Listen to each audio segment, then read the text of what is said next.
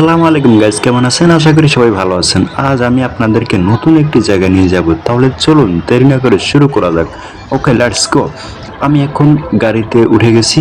এখন সেই নতুন জায়গাটির উদ্দেশ্যে রওনা দিলাম। আর সেই নতুন জায়গাটি হচ্ছে বিমান জাদুঘর। বিমান জাদুঘরের ভিতরেই রয়েছে পার্ক, শিশু পার্ক। আর সেখানে আমরা যাচ্ছি।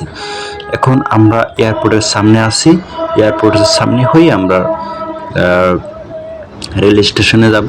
সেই মেট্রো রেল, আমরা মেট্রো রেল দিয়ে সেখানে যাব। আর সেটা হচ্ছে বিমান জাদুঘরের ভিতরেই। আমরা এখন গাড়িতে আছি, সাথে আছে আমার এক চাচা। আমরা অলরেডি চলে এসেছি বিমান জাদুঘরের গেটে। এখন আমরা বিমান জাদুঘরের গেটের ভিতর প্রবেশ করব টিকিট কাটার জন্য। অলরেডি আমরা টিকিট কাটার জন্য ভিতরে প্রবেশ করলাম। এখন আমরা টিকিট কিনবো। অলরেডি আমি আমার টিকিট কিনে ফেলেছি, 50 টাকা দাম। এখন শুভযাত্রা শুরু করব। চলে আসলাম সেই শিশু পার্কের, বিমান জাদুঘরের শিশু পার্কে। পার্কে ঢুকতে না ঢুকতেই কিছু ভাস্কর্য দেখা মিলল। আর সেই ভাস্কর্য দেখে আমি অদ্ভুত হয়ে গেলাম, মানে অবাক হয়ে গেলাম। যেহেতু বিমান জাদুঘরের ভিতরে পার্কটি অবস্থিত, অবশ্যই বিমান দেখতে পাবেন। আপনারা আবার মনে করেন না আপনার পার্কের ভিতরে বিমান কেন। আসলে পার্কের অপোজিটেই শিশু পার্কের ব্যবস্থা করা হয়েছে। তাই আমরা শিশু পার্ক দেখার জন্য চলে আসলাম বিমান জাদুঘরের পাশে। তাহলে চলুন কি আছে দেখা।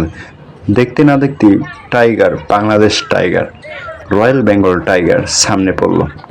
আমি তো ভয় পেয়ে দৌড় দিয়ে আরেক দিকে চলে গেলাম। সেখানে গিয়ে দেখলাম এক হাতি, বিশাল এক হাতি। হাতি দেখে পালাতে গিয়ে দেখতে পেলাম বিশাল বিশাল কি বলে এটাকে, দেখতে পাবেন। ও মাই গড, সাপের মুখে পড়লাম। আসলে রেহাই পেলাম না। সাপের মুখে পড়ে অলরেডি ভিতরে ঢুকে গেলাম। ভিতরে ঢুকে দেখলাম অনেক শব্দ। কিসের শব্দ? দেখতে দেখতে গেলাম, ও মাই গড, বড় বড় বেডেরা, বড় বড় ছেলেরা সরকাতে চড়ে ঘোরাঘুরি করতেছে আর চিৎকার করতেছে। কি ব্যাপার! শিশু পার্কের নামে বুড়োরাই শিশু পার্কে খেলা জমিয়ে দিল। আপনারা দেখতেই পাচ্ছেন, এখানে কিন্তু শুধু শিশুরাই না, এখানে কিন্তু ছোট বড় সবাই এখানে আনন্দ উপভোগ করতে পারতেছেন।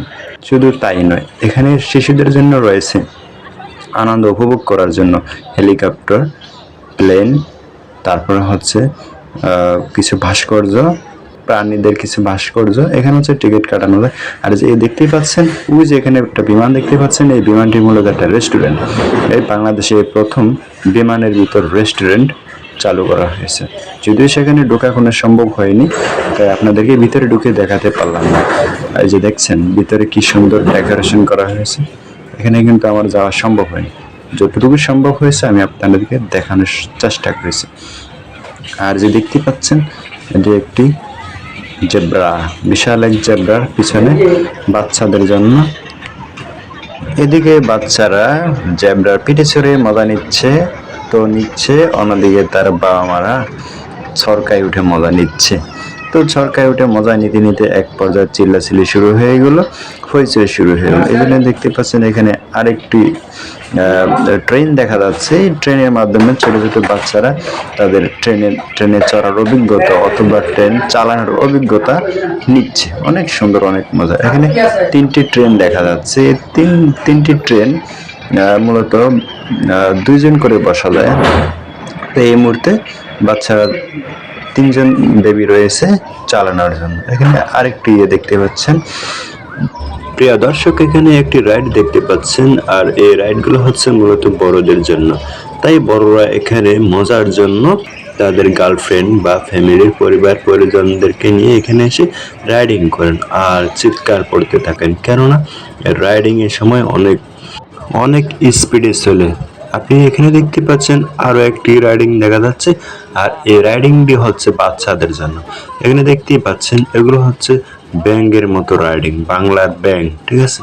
ব্যাঙের বুকের উপর, মানে পিঠের উপর বাচ্চারা 2জন থেকে 3জন বসতে পারেন।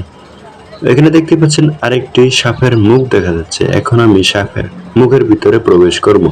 মুখের ভিতরে প্রবেশ করে আমি এপার থেকে ওপারে চলে যাব।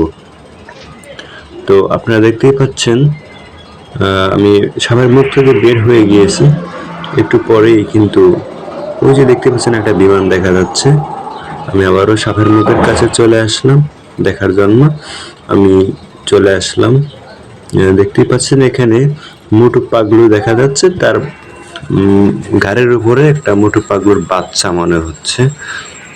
যদিও আমি কখনো সরাসরি উট দেখিনি, আজ উট দেখতে পেলাম, যদিও এটা জীবিত না, মৃত ভাস্কর্য উট। তো আমি ভিতর থেকে বেরিয়ে চলে আসলাম, এখন আরেকটি অংশে চলে আসলাম আপনাদেরকে দেখানোর জন্য। এখানে জেব্রা দেখা যাচ্ছে, পাহাড়ের ফাঁকে ফাঁকে জেব্রা, হরিণ, চিতাবাঘ, এবং শুধু তাই নয়, এখানে রয়েছে বাংলা। এখানে দেখতে পাচ্ছেন চিতাবাঘ। চিতাবাঘ মনে হচ্ছে একদম জীবিত, বুঝছেন? এখানে আপনার হ্যালো, কেমন আছো তুমি? তুমি জঙ্গলে না থেকে এখানে কি করতেছো? হ্যাঁ, ব্যাপার দেখি তুমি কোথায় কোন জায়গায়?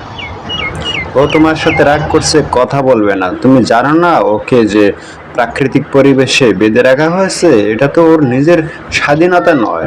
আপনারা দেখতে পাচ্ছেন এখানে আরেকটি হরিণ দেখা যাচ্ছে, এটা হচ্ছে হরিণের ভাস্কর্য। আপনারা দেখতে পাচ্ছেন আমি পাহাড়ের ভিতরে ঘোরাফেরা করতেছি। এই যে দেখতে পাচ্ছেন এখানে বড় একটা জেব্রা দেখা যাচ্ছে। ও মাই গড, এই প্রথম মনে হচ্ছে জেব্রা দেখলাম, কিন্তু এর আগে কখনো দেখিনি। কিন্তু এটা ভাস্কর্য, এটা জীবিত নয়। আপনারা এই যে দেখতে পাচ্ছেন কোনো ব্যাং, এটাকে কি বলে? কোনো ব্যাং বাংলায় ঘর কোনো ব্যাং বলে, ঠিক আছে? এই যে দেখতে পাচ্ছেন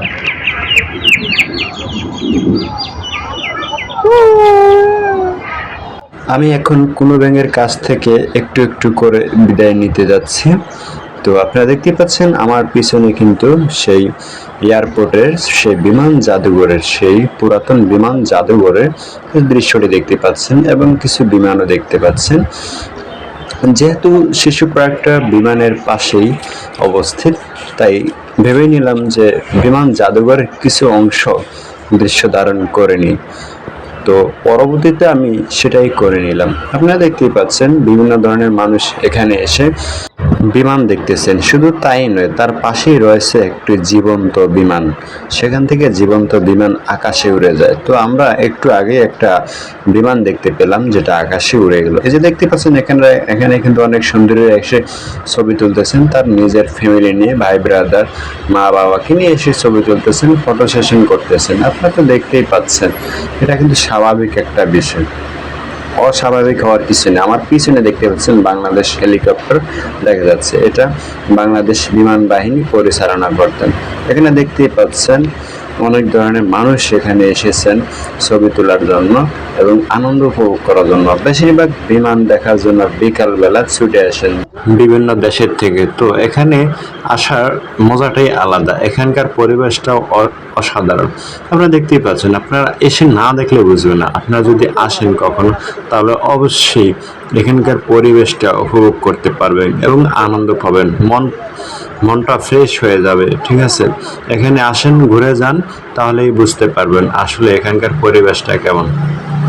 তো আমি ঘুরতে ঘুরতে প্রায় শেষ পর্যায়ে চলে এসেছি। তো সবাই ভালো থাকবেন, সুস্থ থাকবেন। ধন্যবাদ সবাইকে। আল্লাহ হাফেজ।